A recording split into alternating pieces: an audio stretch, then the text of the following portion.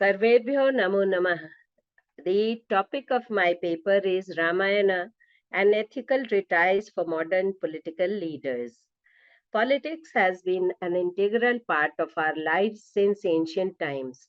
The story of Ramayana, as told by Maharshi Valmiki, has many ethical guidelines that are relevant today, even after so many years, so many thousands of years.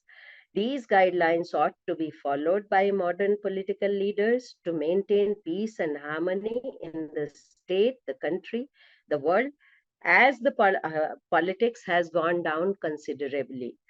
In the Ramayana, politics is of very high standards where ethics are to be followed not only by the king, but also by the ministers, by the chieftains of the king, and also by the common public.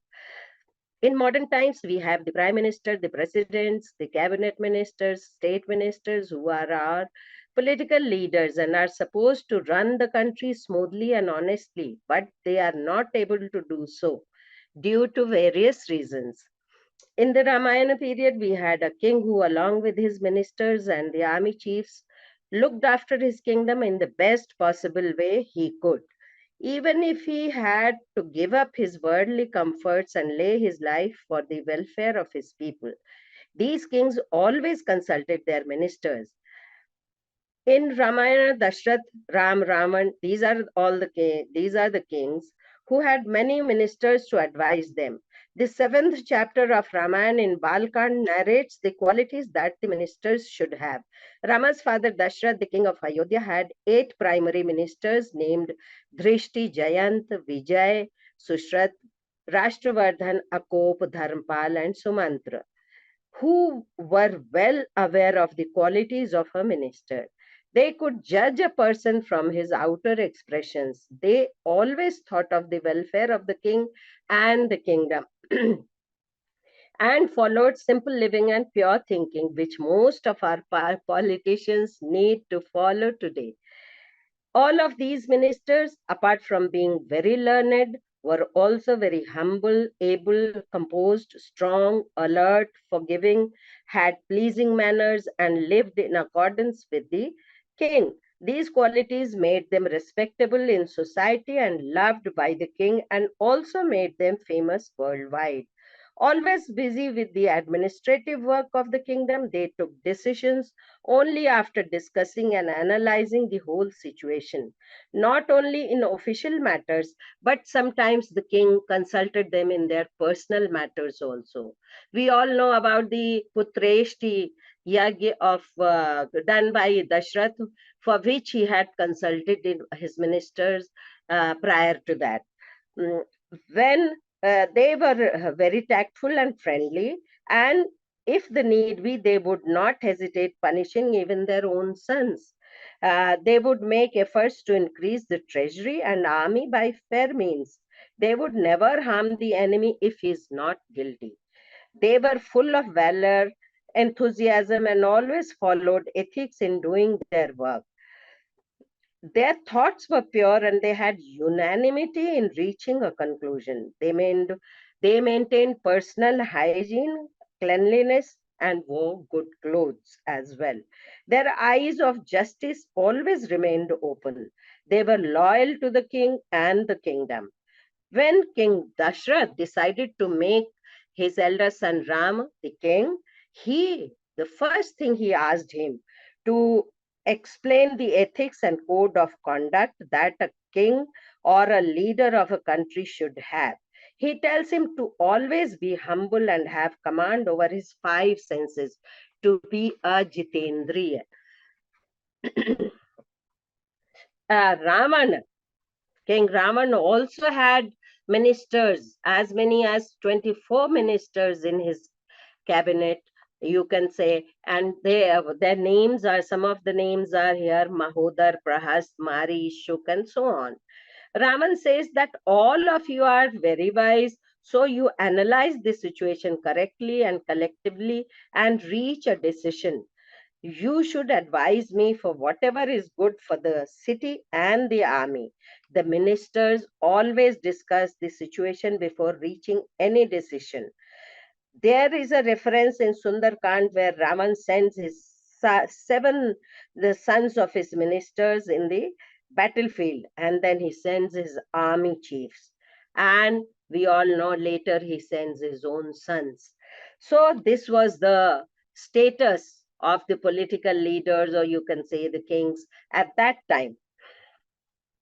They always kept their the welfare of the country first and sacrificed their own families. The leader in those days served the country with full capacity, including money, power, family, and friends. The appointing ambassadors and spies was an integral part of politics then also, and it is followed till today. In Ramayana, Hanuman and Angad were sent to Ravana's camp as Rama's ambassadors. Ethics and an ethical framework were imperative and must to be involved in such appointments. The, the, they use Sam, Dam, Dand, Bhed, all the four nitis to reach a decision and to do any work. The details we can see in the paper. It is given also in the context of Hanuman and Sita ji. An ambassador should have the strength of character, should be educated and wise, and have wit, common sense, and honesty, and should have tact and ability to take quick and correct decisions. No partiality and personal favor should be taken in such appointments. Ramayana says that if ambassador is not strong and sensible, then he can destroy everything like the sun rays destroy darkness.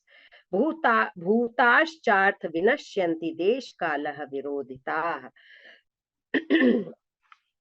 We have each statement in this paper has been supported by a reference, because of the shortage of time this is not being read. And even the Ramayana also talks about punishments given. Punishment should always be given according to the ethical norms where it happens, so that the public is always happy there. Even the easy work cannot be done by one person. Thus, a king cannot manage a huge kingdom alone without the help of his ministers. The king always should first talk to his ministers collectively and individually also. Apart from checking the individuals, the king should also check their backgrounds. A powerful king like Ravan sometimes went for inspections himself rather than sending his appointed men.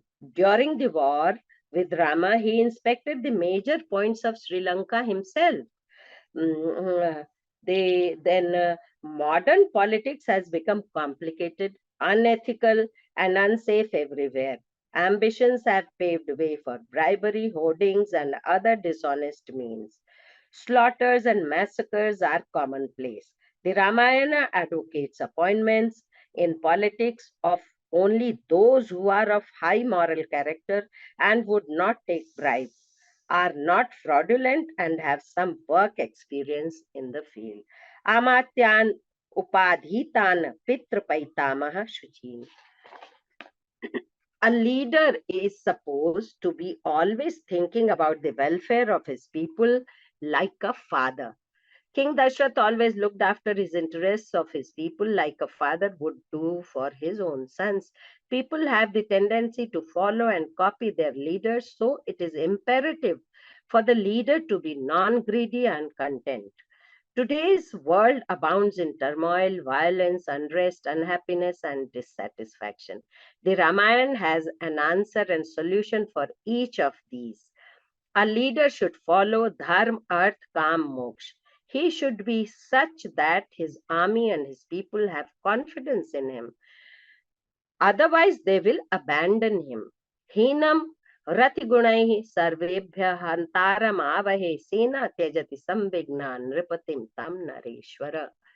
Ramayana not only provides solace but also gives us the political leaders of today an insight to human relationships, be they between two countries, two individuals, or in groups.